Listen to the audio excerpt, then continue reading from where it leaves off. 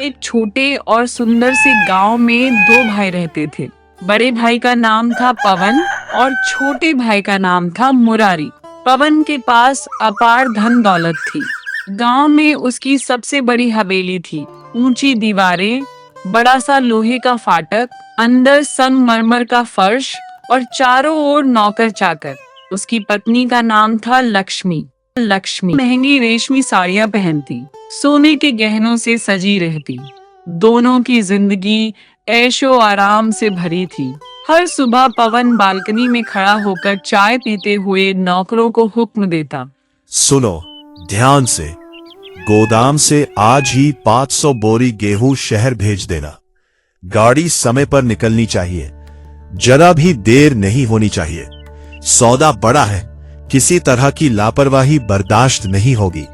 उनके घर में हर सुख सुविधा थी, बड़े बड़े कमरे, महंगे फर्नीचर, चांदी के बर्तन। लेकिन इस चमक के बीच एक ठंडापन भी था, रिश्तों में दूरी और मन में अहंकार।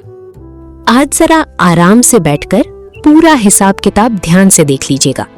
पिछले महीने का मुनाफा किसी भी हालत में कम नहीं होना चाहिए।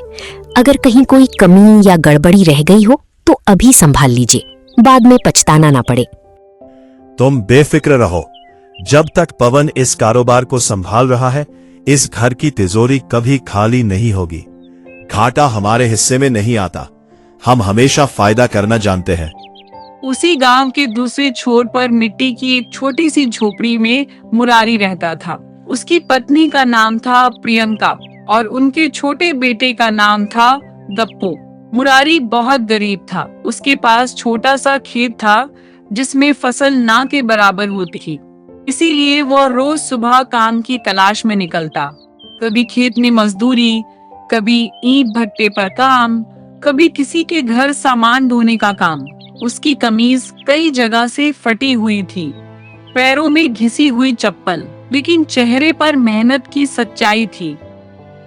सुनो गप्पू के पिताजी, घर में आटा बस थोड़ा सा ही बचा है। अगर आज भी काम नहीं मिला तो बच्चों को क्या खिलाएंगे? यही सोच सचकर मेरा मन घबरा रहा है। सुबह से दिल में एक अजीब सी बेचैनी है। आज कहीं ना कहीं काम मिल जाए तो बहुत अच्छा रहेगा, वरना सच में बड़ी परेशानी हो जाएगी। तुम इतनी चिंता मत करो, ईश्वर ने चाहा तो आज मैं खाली हाथ बिल्कुल नहीं लौटूंगा। मैं जी जान लगाकर मेहनत करूंगा और काम ढूंढकर ही वापस आऊंगा। ऊपर वाला सब देख रहा है और मेहनत करने वाला कभी भूखा नहीं सोता। बस तुम हिम्मत बनाए रखो, सब ठीक हो जाएगा। एक दिन ऐसा आया जब मुरारी को काम नहीं मिला। वो शाम को थका हारा खाली हाथ लौटा। झोपड़ी के अंदर चूल्हा ठंडा पड़ा था। गप्पू धीमी आवाज में बोला, माँ बहुत भूख लगी है, सुबह से कुछ ठीक से खाया भी नहीं, पेट में जैसे चूहे दौड़ रहे हैं। अब जल्दी से कुछ खाने को दे दो ना माँ। बस थोड़ी देर और रुक जाओ बेटा, मैं अभी कुछ बना देती हूँ। तुम चिंता मत करो, माँ तुम्हें भूखा नहीं सोने देगी। मुरारी ने घर में देखा, बस मुट्ठी भर चावल बचे थे। उसने एक गहरी सांस लेकर कहा, आज तुम खिचड़ी ही बना लो, जो भी घर में बचा है उसी से काम चला लेते हैं। लेकिन कल मैं बाजार जरूर जाऊंगा, वहां जाकर कुछ बड़ा काम ढूंढूंगा ताकि घर की हालत सुधर सके। ऐसे कब तक छोटी मोटी मजदूरी से गुजारा करते रहेंगे? अब वक्त आ गया है कि कुछ बदलने की कोशिश करो। लेकिन वक्त हमेशा एक जैसा नहीं रहता। कभी दौलत की परीक्षा होती है तो कभी धैर्य की। और असली कहानी अभी शुरू हुई थी। 1 साल बीत गए, समय ने बहुत कुछ बदल दिया था, लेकिन एक बात वही रही, पवन की दौलत बढ़ती ही जा रही थी और श्याम का संघर्ष खत्म होने का नाम नहीं ले रहा था। एक दिन पूरे गांव में खबर फैल गई कि पवन के घर खुशखबरी आई है। बरसों की प्रतीक्षा के बाद उनके घर एक बेटे ने जन्म लिया था। हवेली को फूलों से सजाया गया, दरवाजे पर रंगोली बनी, आंगन में बड़े बड़े पंडाल लगाए गए। ढोल की आवाज दूर तक सुनाई दे रही थी। लक्ष्मी खुशी से भरी हुई थी। वो अपने बेटे को गोद में लेकर बार बार, देखिए जी, हमारा वारिस आ गया है। अब हमारा नाम और भी ऊंचा होगा, लोग और इज्जत से हमारा जिक्र करेंगे। हमें अब हर काम सोच समझ करना होगा ताकि उसके भविष्य पर कोई आंच ना आए। हाँ, अब इस घर की शान और बढ़ेगी। पूरे गांव को दावत दूंगा। ऐसा भोज होगा कि लोग सालों तक याद रखेंगे। और सच में पूरे गांव को न्योता भेजा गया। न्योते वाले दिन सुबह से ही मेहमान आने लगे। कोई नए कपड़े पहन कर आया, कोई बच्चों को साथ लाया। हवेली के बाहर गहमा गहमी थी।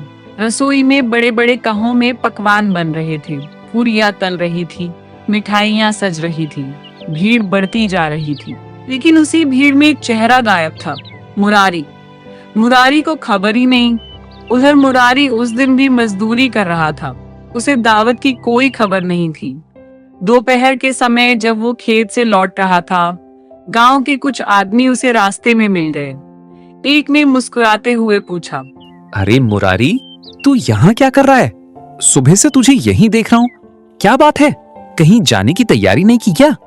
क्यों, क्या हुआ? ऐसी क्या बात हो गई कि तुम सब मुझे इस तरह देख रहे हो? अरे आज तेरे बड़े भाई के घर दावत है। बेटे की जन्म की खुशी में पूरा गांव बुलाया गया है और तू अभी तक गया नहीं? आज मुझे तो किसी ने बताया ही नहीं। अगर सच में दावत है तो मुझे खबर क्यों नहीं दी गई? अरे पूरा गांव जा रहा है, हर घर में खबर पहुंच चुकी है। तू तो उसका सगा भाई है, फिर भी अभी तक घर से निकला भी नहीं। कहीं सच में तुझे बुलावा नहीं भेजा गया? मुरारी के चेहरे पर आश्चर्य और हल्की पीड़ा एक साथ उभरी। एक पल को उसके मन में सवाल उठा, क्या भाई ने मुझे जानबूझकर नहीं बुलाया? लेकिन उसने तुरंत अपने भाव छुपा लिए। वो मुस्कुराने की कोशिश करते हुए बोला, अरे मैं तो बस काम खत्म करके ही जाने वाला था। सोचा पहले आज की मजदूरी पूरी कर लूं, फिर आराम से दावत में पहुंचो। आखिर मेहनत भी जरूरी है ना। तुम लोग चलो, मैं अभी काम निपटाकर सीधे वहीं आता हूं। ठीक है, जल्दी आ जाना। आज तो बड़े ठाठ से इंतजाम हुआ है, खाना भी बहुत स्वादिष्ट बना है। देर मत करना, वरना अच्छी चीजें खत्म हो जाएंगी। वे लोग आगे बढ़ गए। मुरारी वहीं कुछ पल खड़ा रह गया। उसके मन में हलचल थी। वो जल्दी जल्दी अपने घर पहुंचा।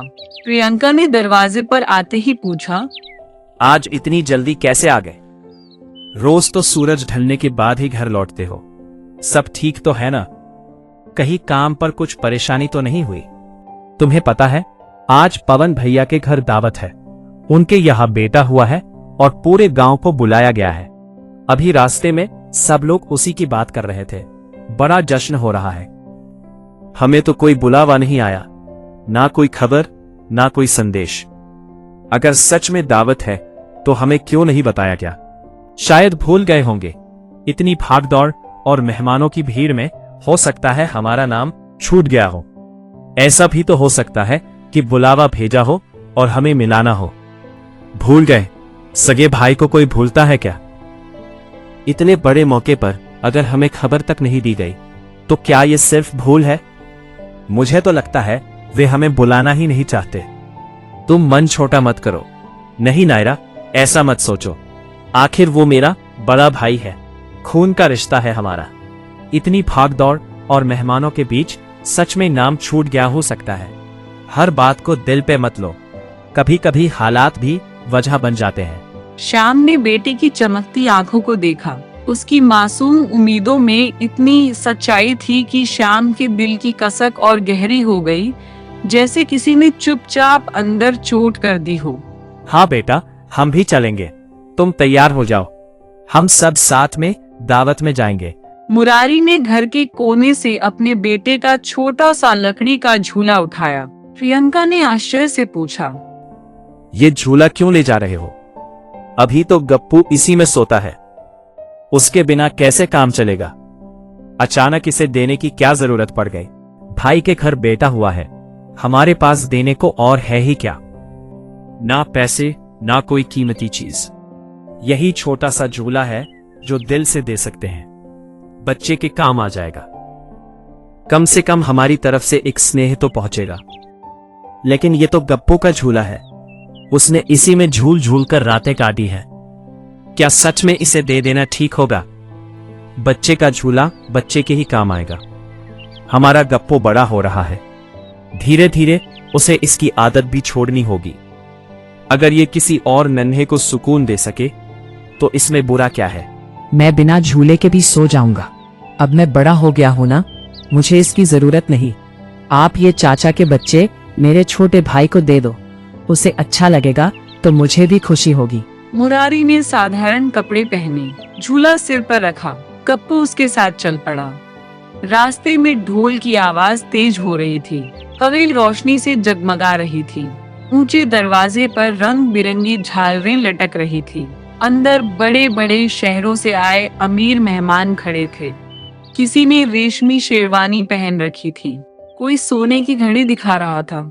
हंसी जाक, ऊंची आवाजें, चांदी के बर्तनों की खनक, हर तरफ शान ही शान थी। जैसे ही मुरारी ने अंदर कदम रखा, उसका दिल तेजी से धड़कने लगा। उसके कंधे पर लकड़ी का छोटा सा झूला था, बदन पर साधारण जगह जगह से रफू की हुई कमीज, पैरों में घिसी चप्पल। उसके साथ गोपाल था जो चारों तरफ आश्चर्य से देख रहा था।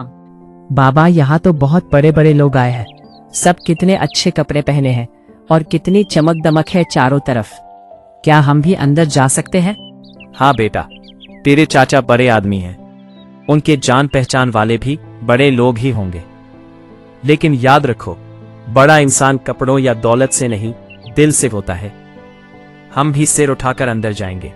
लेकिन भीड़ के बीच खड़े होकर मुरारी को लगा जैसे वह बहुत छोटा हो गया हो। आसपास खड़े लोग उसे ऊपर से नीचे तक देख रहे थे। कुछ की भौहें सिकुड़ गईं। वो एक कोने में खड़ा हो गया। मन में अजीब सी शर्म और घबराहट भर गई। क्या मुझे सच में आना चाहिए था? शायद प्रियंका सही कह रही थी। तभी एक भारी आवाज उसके पास आई। हे भाई साहब, आप कौन हैं? पहले कभी देखा नहीं आपको यहाँ, जरा साफ साफ बताइए। मुरारी ने देखा, सामने एक अमीर सा दिखने वाला आदमी खड़ा था। चमकदार कपड़े, हाथ में सोने की अंगूठियां। वो आदमी फिर बोला, इतनी बड़ी दावत में सिर्फ खास मेहमान बुलाए गए हैं। आपको पहले कभी यहाँ नहीं देखा। किस तरफ से आए हैं आप? किसने बुलाया है? मुरारी का गला सूख गया। हाथों की पकड़ झूले पर और कस गई। अजी मैं वो दरअसल मैं साफ साफ बोलिए, यूं हकलाने से बात समझ नहीं आती। आप हैं कौन और किस लिए आए हैं यहाँ? पवन का छोटा भाई हूं। सोचा था खुशी के मौके पर मिल लो, आशीर्वाद दे दो। भाई सच में? लेकिन कभी नाम नहीं सुना आपका और ना ही पहले देखा है आपको यहाँ। उसकी आवाज इतनी ऊंची थी कि आसपास खड़े लोग भी सुनने लगे। इतने में पवन वहां आ पहुंचा। रेशमी कपड़े पहने, सीना ताने, चेहरे पर घमंड की चमक। उस आदमी ने पवन की ओर इशारा करते हुए कहा, पवन जी, ये कह रहे हैं कि ये आपके भाई हैं? कुछ पल के लिए सन्नाटा छा गया। मुरारी ने उम्मीद से अपने बड़े भाई की तरफ देखा। उसकी आंखों में एक मासूम विश्वास था। अब भाई मुस्कुराकर गले लगा लेगा, कहेगा, हाँ ये मेरा छोटा भाई है। लेकिन पवन के चेहरे पर एक अलग ही भाव था। उसने मुरारी को ऊपर से नीचे तक देखा। फटी कमीज, कंधे पर लकड़ी का झूला, पास खड़ा साधारण कपड़ों में बच्चा। पवन के चेहरे पर कठोरता आ गई। ये मेरा भाई नहीं साहब, आप गलत समझ रहे हैं। ये मेरा भाई नहीं है। मुरारी के कानों में जैसे शब्द हथौड़े की तरह गूंज उठे। मेरा भाई नहीं है। एक पलकों से लगा जैसे आसपास की सारी आवाजें थम गई हो और बस यही वाक्य बार बार उसके भीतर टूट कर गिर रहा हो। ये तो हमारे यहाँ काम करने वाला मजदूर है, कभी कभी गोदाम में काम कर जाता है, बस इतना ही संबंध है। शायद दावत देखकर चला आया होगा, इसलिए आप लोग भ्रम में पड़ गए। भीड़ में हल्की हंसी गूंज उठी। मुरारी का चेहरा पीला पड़ गया। वो कांपती आवाज में बोला, भैया मैं मुरारी हूं, आपका छोटा भाई। बचपन में हम साथ ही तो बड़े हुए हैं। मैं बस खुशी में शामिल होने आया था। सोचा था आपके बेटे को आशीर्वाद दे दो। क्या आप सच में मुझे पहचान नहीं रहे? देखो, यहाँ बड़ी इज्जतदार सभा लगी है, शहर के नामी लोग बैठे हैं। कोई तमाशा खड़ा मत करो। अगर काम करना है तो कल गोदाम आ जाना, वहां बात कर लेंगे। लेकिन आज मेहमानों के बीच इस तरह की बातें मत करो, इससे मेरी प्रतिष्ठा पर असर पड़ता है। ओह, अच्छा, हमने तो समझा कोई करीबी रिश्तेदार होंगे, इसलिए पूछ लिया। गलती हो गई हमसे। हमारे रिश्तेदार भी हमारी तरह ही इज्जतदार और हैसियत वाले हैं। बिना बुलावे कोई भी यूं अंदर नहीं आ सकता। ये शब्द तीर की तरह मुरारी के दिल में लगे। बाबा चाचा हमें पहचान क्यों नहीं रहे? श्याम के होठ सूख गए। वो कुछ बोल ना पाया। उसने झूले को धीरे से जमीन पर रखा। मैं तो बस बच्चे के लिए ये झूला लाया था, सोचा काम आ जाएगा। मेरा बेटा इस साधारण लकड़ी के झूले में झूलेगा क्या? उसके लिए तो खास मखमल का झूला तैयार हो रहा है। समझे आप? हमें किसी चीज की कोई कमी नहीं है। ये सब अपने पास ही रखो, यहां इसकी जरूरत नहीं पड़ेगी। मुरारी ने सिर झुका लिया। उसकी आंखों में आंसू आ गए। उसने भैया नहीं कहा, बस मालिक कहा। बाबा, हम खाना नहीं खाएंगे। सब लोग पंक्ति में बैठकर खा रहे हैं। मिठाइयों की खुशबू भी आ रही है। क्या हम थोड़ी देर रुक नहीं सकते? नहीं बेटा, हमें घर चलना है। यहां हमारा रुकना ठीक नहीं है। चलो, माँ इंतजार कर रही होगी। वो मुरा और गप्पू का हाथ पकड़ लिया। गप्पू ने मासूमियत से पीछे मुड़कर हवेली की रोशनी देखी। हवेली के अंदर ढोल फिर बजने लगे। हंसी फिर गूंज उठी। लेकिन बाहर एक भाई का दिल टूट चुका था। कुछ कदम चलने के बाद गप्पू ने धीरे से पूछा, बाबा चाचा ने आपको मजदूर क्यों कहा? मुरारी का गला भर आया। उसने जवाब देने की कोशिश की, पर शब्द साथ नहीं दे रहे थे। थोड़ी देर बाद उसने खुद को संभालते हुए कहा, बेटा, कभी कभी बड़े लोग अपनी इज्जत बचाने के लिए छोटी बातों को भूल जाते हैं। पर आप तो उनके भाई हो ना? हाँ बेटा, मैं उनका भाई हूं, पर शायद वो अब मेरे नहीं रहे। उसकी आवाज टूट गई। वो रास्ते के किनारे बैठ गया। चेहरे को दोनों हाथों में छुपा लिया। वर्षों का दबा हुआ दर्द आंसुओं में बह निकला। बाबा, रो मत। मैं बड़ा होकर बहुत अमीर बनूंगा, फिर कोई आपको मजदूर नहीं कहेगा। नहीं बेटा, अमीर बनना जरूरी नहीं, अच्छा इंसान बनना जरूरी है। चलो घर चले, तुम्हारी माँ इंतजार कर रही होगी। प्रियंका दरवाजे पर खड़ी थी। जैसे ही उसने मुरारी का चेहरा देखा, सब समझ गई। उसने पूछा। मुरारी अंदर आकर झूला कोने में रख दिया, बैठ गया। कुछ पल चुप रहा, फिर टूटी हुई आवाज में बोला, आज पवन भैया ने सबके सामने कहा कि मैं उसका भाई नहीं, उसका मजदूर हूं। मैंने कहा था ना, वो हमें बुलाना नहीं चाहते। मैंने सोचा था शायद भूल गए होंगे, पर वो तो हमें पहचानने से ही इनकार कर गए। आज मुझे लगा जैसे मैं सच में बहुत छोटा हूं। गरीबी कोई शर्म की बात नहीं है, पर रिश्तों से मुंह मोड़ लेना ये सबसे बड़ी गरीबी है। नहीं, छोटा वो है जिसे अपने खून के रिश्ते से शर्म आती है। अगली सुबह मुरारी की हवेली में अब भी पिछली रात के बर्तन पड़े हुए थे। बड़े बड़े भगोनों में खाना बचा हुआ था। नौकर सफाई में लगे थे। तभी दरवाजे पर एक बूढ़ी औरत आई। झुकी हुई कमर, चेहरे पर भूख की लकीरें। वो कांपती आवाज में बोली, बेटा, थोड़ा खाना मिल जाता तो ईश्वर तुम्हारा भला करता। 2 दिन से कुछ नहीं खाया। नौकर अंदर गए और पवन को खबर दी। पवन बाहर आया, माथे पर शिकन। क्यों शोर मचा रखा है दरवाजे पर? यहाँ कोई सराय खुली हुई है क्या कि हर कोई आकर आवाज लगाए? साफ साफ बताओ, क्या चाहिए? बेटा, बस थोड़ा सा बचा कुचा खाना दे दो। सुबह से कुछ नहीं खाया, बहुत भूखी हूँ। जो भी बचा हो वही दे दो, दुआ दूंगी तुम्हें। इतने में लक्ष्मी भी बाहर आई। उसने धीमे स्वर में कहा, सुनिए, घर में तो बहुत सारा खाना बचा हुआ है। इतने मेहमानों के जाने के बाद भी काफी कुछ बाकी है। फेंक देने से तो अच्छा है किसी जरूरतमंद को दे दीजिए। किसी के काम आ जाएगा तो दुआ ही मिलेगी और बरकत भी बनी रहेगी। तुम बीच में मत बोलो। हर बात में टोकना जरूरी है क्या? जो भी आता है हाथ फैलाकर खड़ा हो जाता है। बेटा, मैं भीख नहीं मांग रही, बस भूख लगी है। इंसानियत के नाते थोड़ा सा अन्न मांग रही हूँ ताकि पेट की आग शांत हो जाए। चलो यहाँ से अभी के अभी हट जाओ मेरी नजरों से, वरना नौकरों से कहकर भगा दूंगा। फिर मत कहना कि चेतावनी नहीं दी। बूढ़ी औरत की आंखों में आंसू आ गए। वो जाते जाते बोली, बेटा घमंड मत कर, वक्त बदलते देर नहीं लगती। आज जो तेरे पास है वो कल किसी और के पास भी हो सकता है। इंसान की असली पहचान उसके धन से नहीं, उसके व्यवहार से होती है। इसलिए ऊंचा उड़ पर इतना भी मत उड़ कि जमीन और लोग ही दिखाई देना बंद हो जाए। मुरारी के घर से अपमानित होकर वही बूढ़ी औरत गांव के दूसरे छोर की ओर चली गई।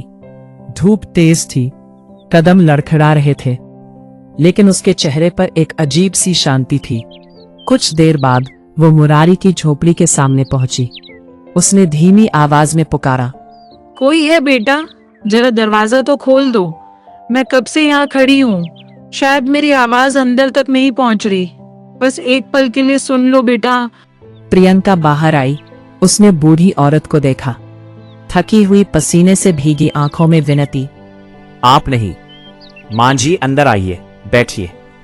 थोड़ा सा खाना मिल जाता तो। सुबह से कुछ भी नहीं खाया। पेट की आग अब सहन नहीं हो रही। मैं ज्यादा नहीं मांग रही, बस 2 निवाले मिल जाए तो दुआएं देती चली जाऊंगी।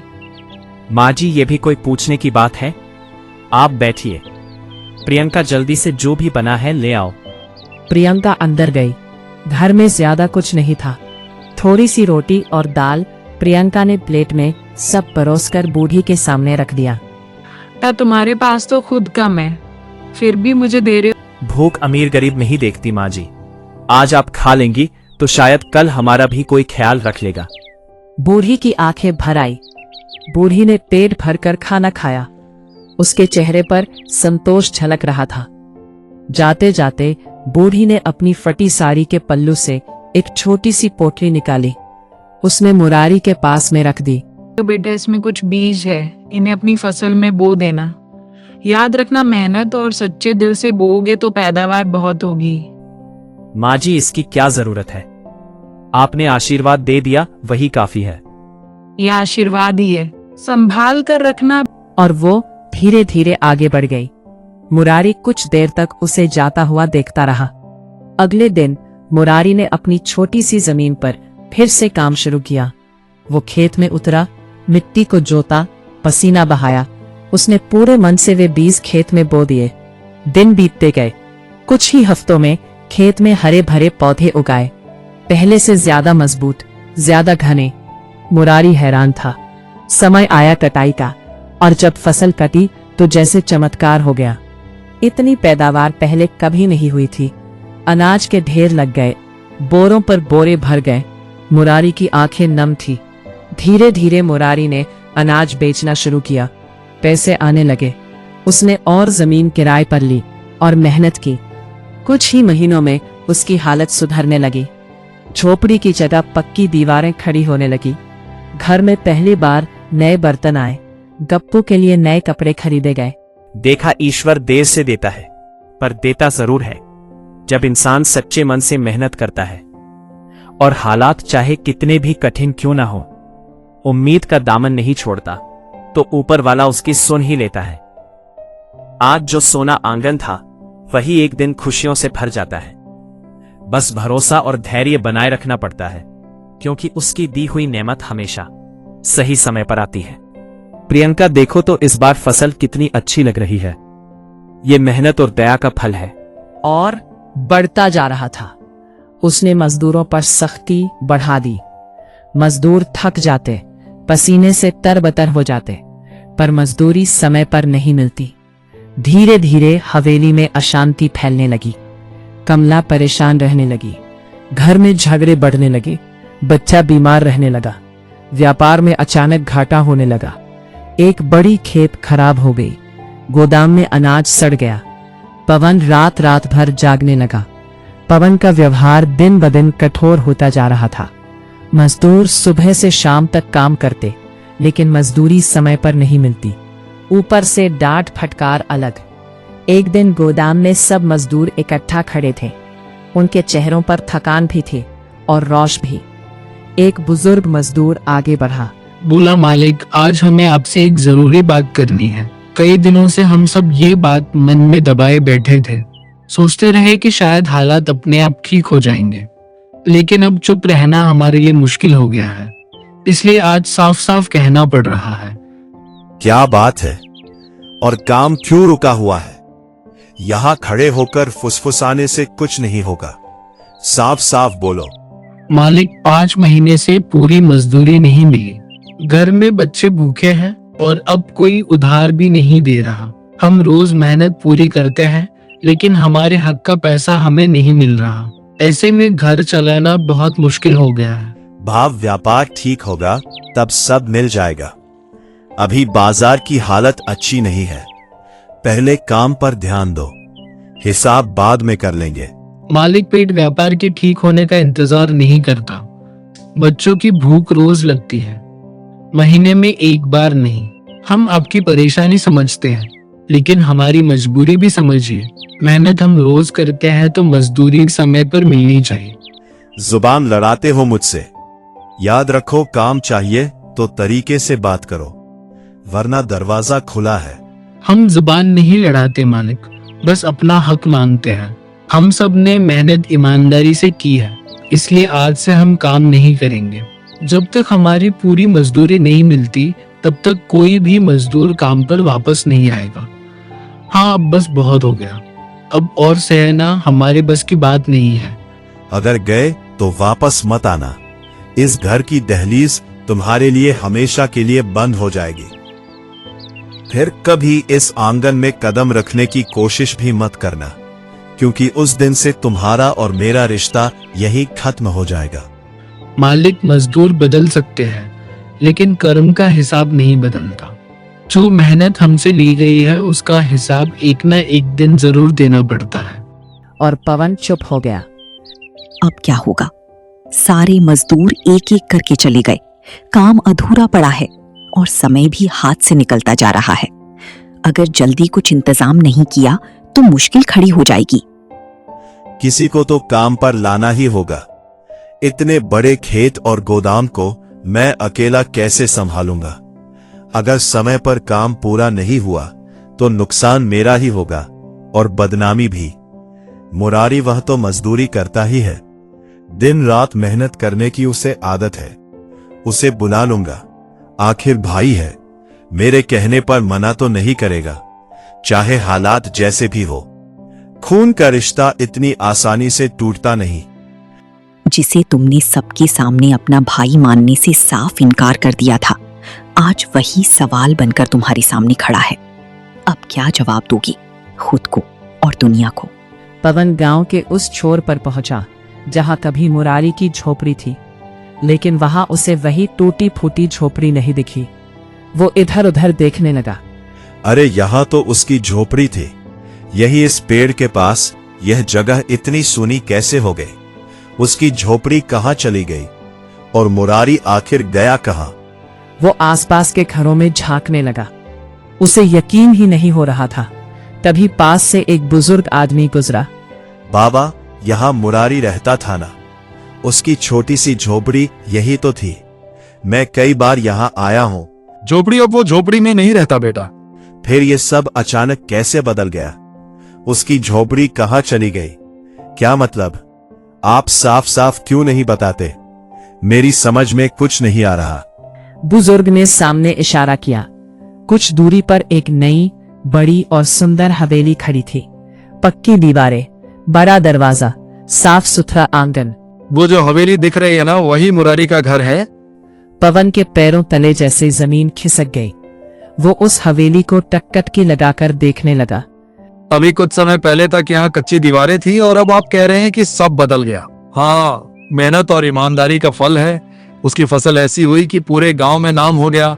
अब तो कई लोग उसके साथ काम करते हैं, सबको समय पर मजदूरी देता है। क्या यह मुरारी का घर है?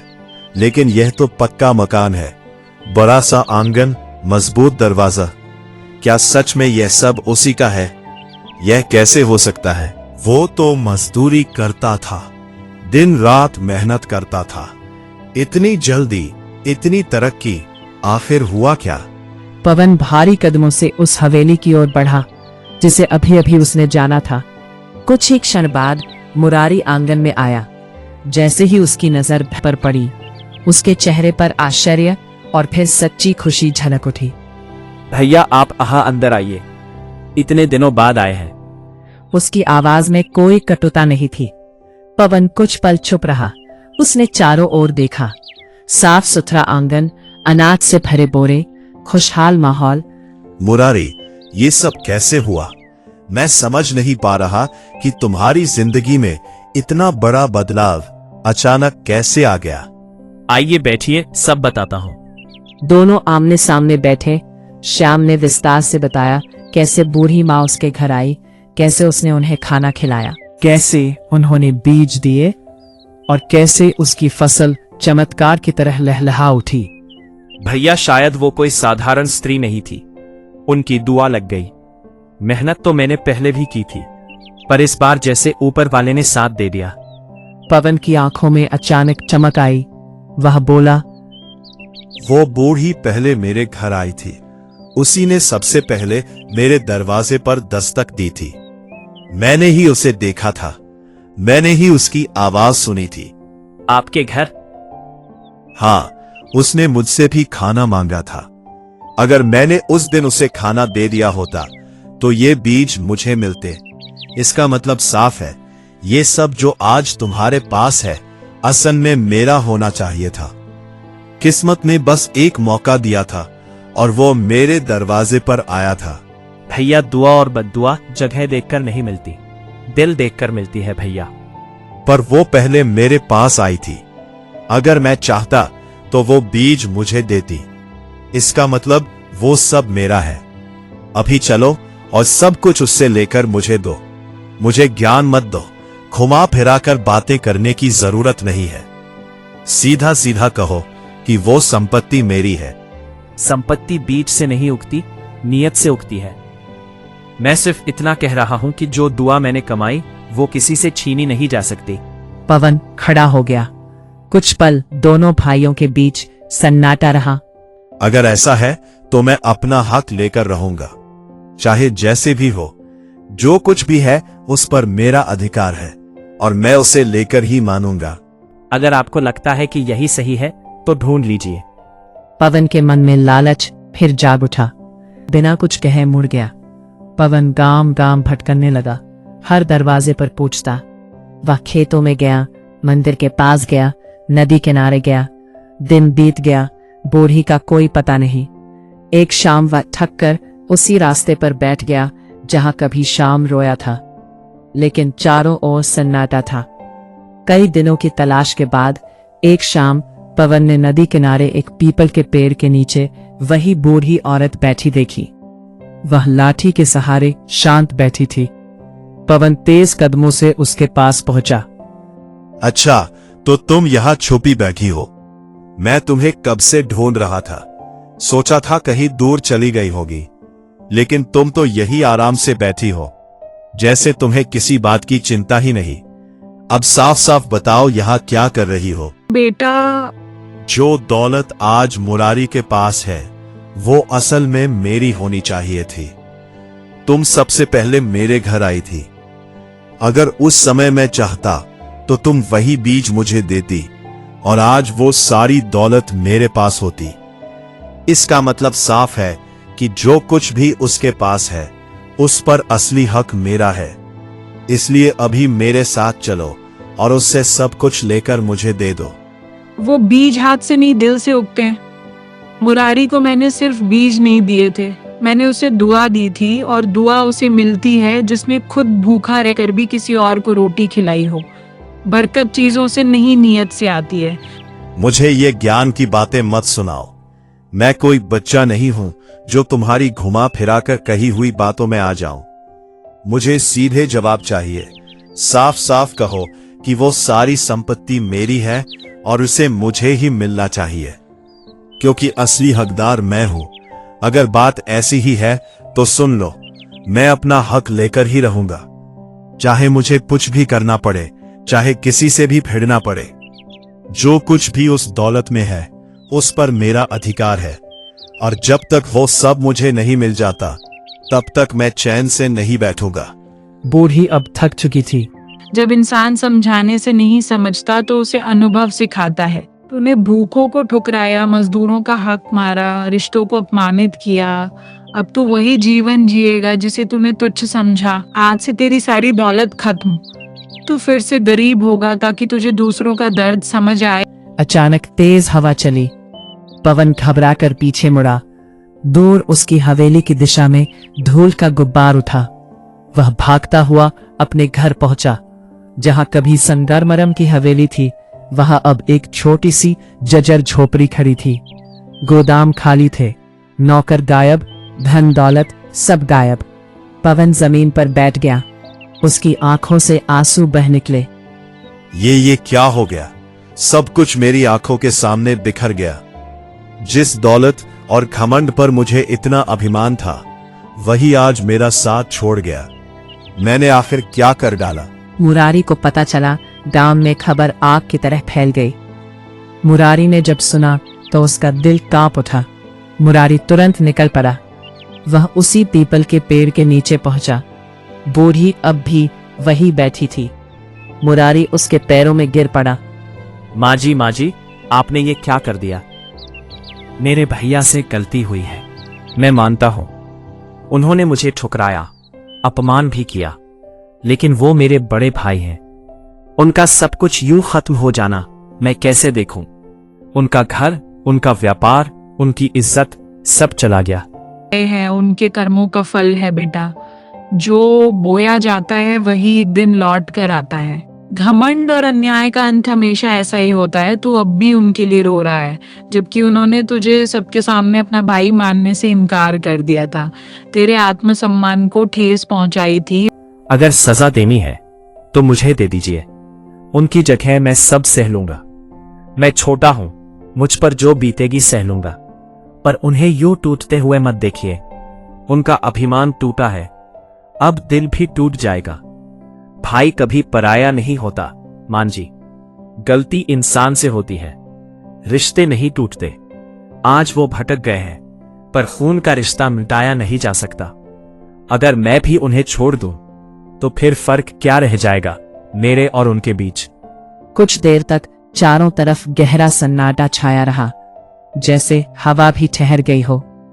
फिर बूढ़ी ने धीरे धीरे मुरारी की ओर देखा और कहा, तेरी करुणा ही तेरी असली दौलत है बेटा। धन संपत्ति तो आती जाती रहती है, पर ऐसा दिल बहुत कम लोग को मिलता है।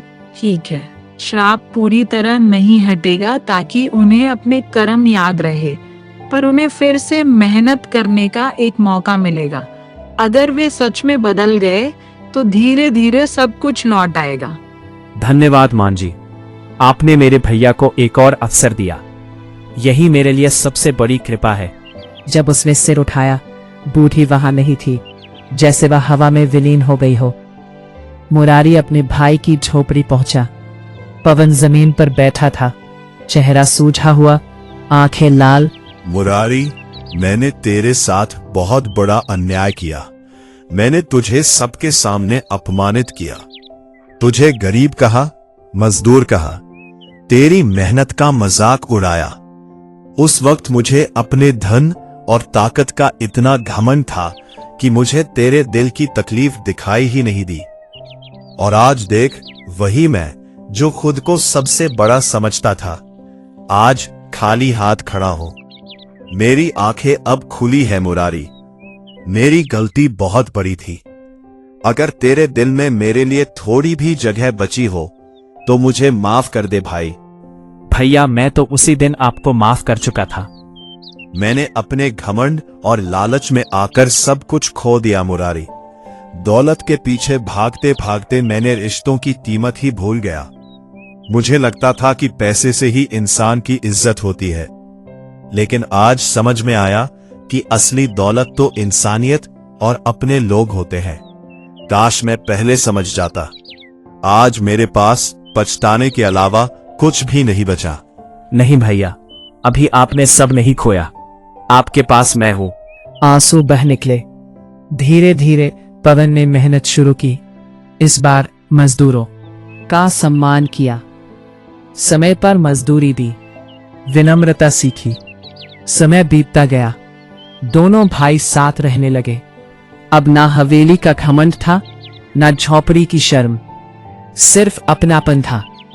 दौलत इंसान को बड़ा नहीं बनाती, दयालुता, ईमानदारी और विनम्रता ही असली अमीरी है। जो दूसरों का अपमान करता है, वक्त उसका अभिमान तोड़ देता है, और जो क्षमा करता है वही सच में सबसे धनी होता है। जिस दिन पवन ने दौलत नहीं अपने भाई का हाथ थामा, उसी दिन वो सच में अमीर बन गया। घर हवेली से नहीं, दिल से बनता है, और जिस दिल में क्षमा हो वहां कभी गरीबी नहीं रहती। आपकी नजर में असली अमीर कौन था, मुरारी या पवन? अपनी राय नीचे कमेंट में लिखें। आपको हमारी वीडियो अच्छी लगी हो तो लाइक करें और चैनल को सब्सक्राइब करें। धन्यवाद। आपको फिर मिलेगा अगली वीडियो।